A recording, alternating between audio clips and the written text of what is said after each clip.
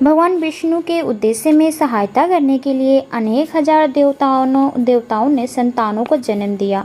इसके आगे की कथा हम जानेंगे। देवगणों ने असल में 3 प्रकार के जीवों की सृष्टि की।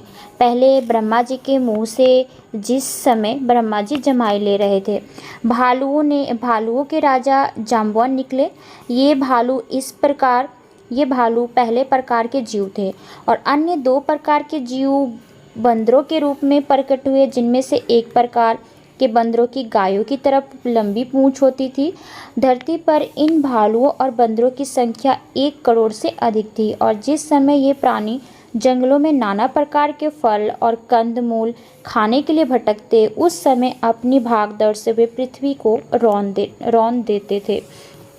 इसी बीच पुत्र कामेष्टि यज्ञ के समय आहुतियाँ स्वीकार करने के लिए आए हुए साक्षात देवगण, सहायता करने वाले पुरोहित ऋषि श्रृंग व शांता और साथ ही सभी आमंत्रित अतिथिगण यज्ञ के पूर्ण हो जाने के बाद अपने अपने घरों को लौट गए।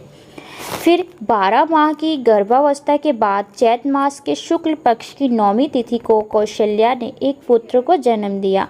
नवजात शिशु की आंखें और होठ लाल थे और उसके शरीर पर सभी शुभ चिन्ह अंकित थे। कौशल्या का यह पुत्र भगवान विष्णु की आदि शक्ति व क्षमता का प्रतिनिधित्व करता था। शीघ्र ही भगवान विष्णु की चौथाई शक्ति व क्षमता का प्रतिनिधित्व करने वाला एक शिशु महाराज दशरथ की सबसे छोटी पत्नी कैकेयी के पुत्र के रूप में पैदा हुए। कैकेयी के पुत्र के जन्म लेने के 2 दिन बाद सुमित्रा ने जुड़वा संतानों को जन्म दिया, जिनमें से प्रत्येक बालक भगवान विष्णु की शक्ति व क्षमता के 8वें हिस्से का प्रतिनिधित्व करता था।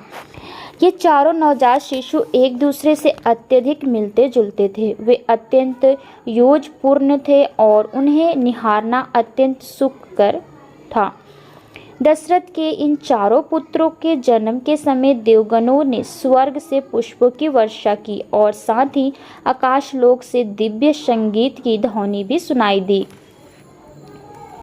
अयोध्या में एक विशाल उत्सव आयोजित हुआ, क्योंकि इस शुभ अवसर पर आनंद मनाने के लिए सभी नागरिक सड़कों पर उमड़ पड़े थे और उनके साथ वहाँ संगीतज्ञ, नर्तक और अभिनय करने वाले लोग भी थे, जो सबका मनोरंजन कर रहे थे। कौशल्या के पुत्र के जन्म के 13 दिन बाद पारिवारिक पुरोहित वशिष्ठ मुनि ने नामकरण समारोह संपन्न किया।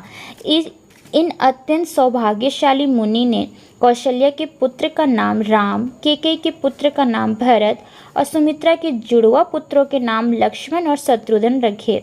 इसके बाद वशिष्ठ मुनि ने महाराज दशरथ के पुत्रों के समस्त शुद्धिकारक कर्म कांडों को संपन्न करने का दायित्व पूरा किया, जिनके अंत में जनेऊ पहनाने का अनुष्ठान किया गया।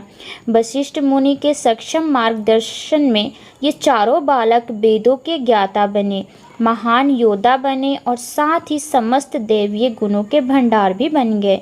अपने जन्म के समय से ही राम अपने अन्य भाइयों की तुलना में सभी प्रकार से सर्वश्रेष्ठ थे और इसी कारण वह स्वाभाविक रूप से अपने पिता के सबसे प्रिय पुत्र बन गए थे। बचपन से ही लक्ष्मण को अपने बड़े भाई राम से अत्यधिक लगाव था और राम भी लक्ष्मण से उतना ही स्नेह करते थे। तो आगे की वीडियो के लिए अगले कथा हम पढ़ेंगे अगली वीडियो में। प्लेलिस्ट में रामायण कथा से आप शुरू से इस रामायण कथा को सुन सकते हैं। तब तक के लिए इजाज़त दीजिए। धन्यवाद।